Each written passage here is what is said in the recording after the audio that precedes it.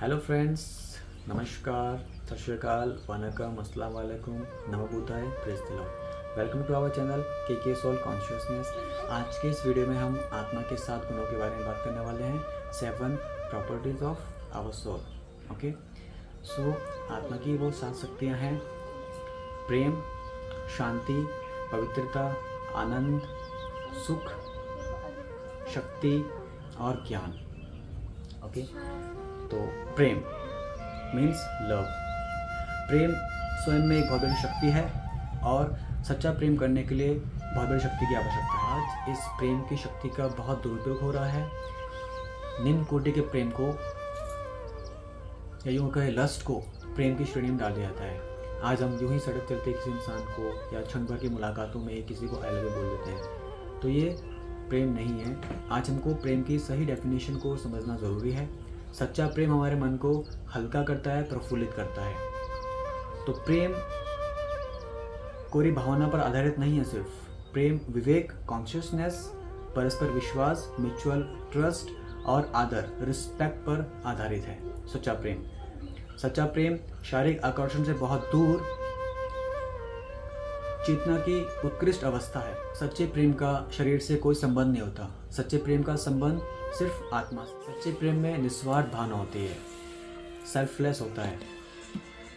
आज हमको अपने चारों ओर प्रेम को प्रवाहित करने की ज़रूरत है ताकि हम नम्र बन जाएं, आकर्षक बन जाएं और हमेशा स्वस्थ रहें। प्रेम के बिना संसार के सभी खजाने हमारी दृष्टि से ओझल रहते हैं। उन सभी खजानों की चाबी सिर्फ प्रेम ही है।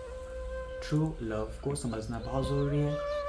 आज हम लस्ट को ही प्रेम की श्रेणी में डाल देते हैं। ये हमारे बहुत बड़ी गलती है। दूसरे गुण का नाम है शांति, पीस। आज हम जब अपने चारों तरफ अशांति के माहौल को देखते हैं तो उस वक्त शांति के बारे में सोचना ही बड़ा मुश्किल सा लगता है। अशांति की यही स्थिति हमको शांति के निजी स्रोत को ढूंढने के लिए मजबूर करती है ताकि उस सोर्स से हम शांति को लें और अपने जीवन को सहज बनाएं। फूलों को देखिए, फूल शांति के प्रतीक हैं। फूल सदा अशांत वातावरण में भौतिक जगत की प्रदूषण और विकृत परिस्थितियों को सहन करते हुए हमेशा खिले रहते हैं और अपनी सुंदरता को बिखेरते रहते हैं। चाहे फूल किसी भीड़भाड़ वाली गली में हो, मरुस्थल में हो, कीचड़ में हो या फिर दलदल में हो, वो सदा अपनी स्वाभाविक स्थिति में बने रहते हैं। अपनी सुगंध को, अपनी सुंदरता को वो हमेशा फैलाते रहते हैं। हम मनुष्य भी फूलों के समान हैं। हम मनुष्य परमात्मा के बगीचे के फूल हैं। तो फूल होने के नाते हमसे उम्मीद की जाती है कि हम भी अपनी इस सुगंध को, सुंदरता को चारों तरफ वातावरण में फैलाएं। मनुष्य को समझना चाहिए कि हम आत्माओं का निजी स्वरूप शांति है। हम मनुष्य को अपनी इस शांति के गुण को परमपिता परमात्मा, जो शांति के सागर हैं, ओशन ऑफ पीस, उनसे योग लगा के, उनको ध्यान करके अपने इस गुण को, अपने इस शांति के गुण को इन्हेंस करना चाहिए, इसको बढ़ाना चाहिए। आत्मा के तीसरे गुण का नाम है पवित्रता, प्योरिटी। एक समय था जब हम बहुत पवित्र रहा करते थे। आज हम अपवित्र हो गए हैं।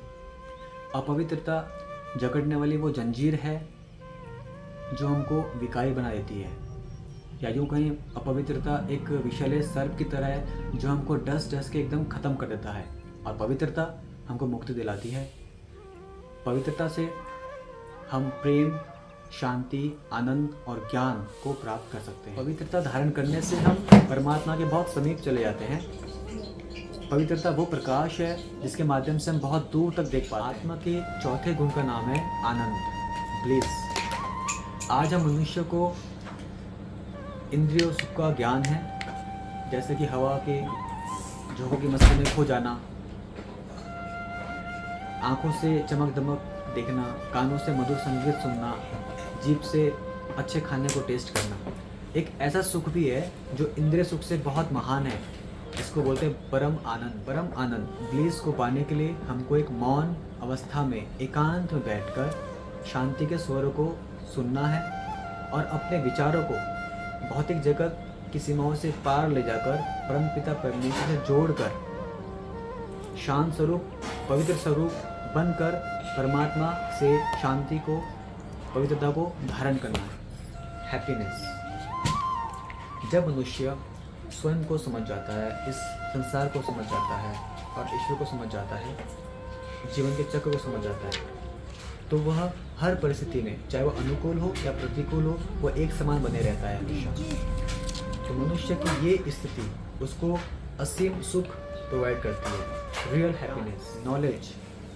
आज इस दुनिया में जीवन निर्वाह करने के लिए हमको ज्ञान की आवश्यकता है, परंतु जीवन को सफल बनाने के लिए और अपने हर दिन को सुख और आनंद से भरने के लिए और सदा शांतिमय अवस्था में रहने के लिए हमको आत्मज्ञान ज़रूरी है, स्वयं को जाने। आज मनुष्य स्वयं को और परमात्मा को भूलकर अनाथ बन चुका है।